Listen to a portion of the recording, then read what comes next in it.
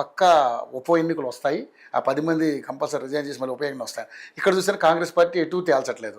So ఏంటి ఫైనల్గా మీకున్న విశ్లేషణ? సార్ అదే సార్, కోర్టు ఇచ్చే అవకాశం ఉంది. రాష్ట్రపతి గవర్నర్లే శాసించింది, nothing doing, you can't pending ఒక టైం బాండ్ అనేది ఉండాలని చెప్తుందంటే దీన్ని కూడా స్పీకర్ కూడా పరిధి పెడుతుంది. 100% పెడుతుంది. సుప్రీం కోర్టు ఖచ్చితంగా ఒక కఠిన నిర్ణయం తీసుకునేది ఖాయం.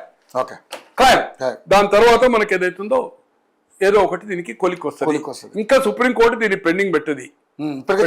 వాళ్లకుండే అధికారాలను ఖచ్చితంగా వినియోగించుకుంటది.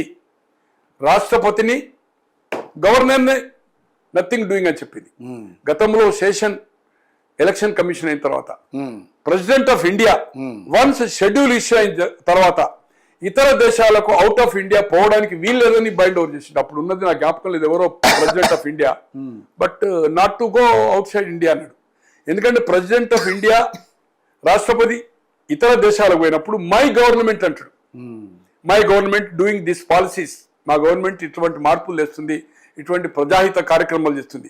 అది ఎన్నికల సందర్భంలో షెడ్యూల్ ఇచ్చిన తర్వాత అది ఆ టూర్ జరిగితే అది పాలక పక్షానికి సపోర్ట్ గా ఉంటది కనుక రాష్ట్రపతి కూడా పోవడానికి వీల్లేదన్నాడు.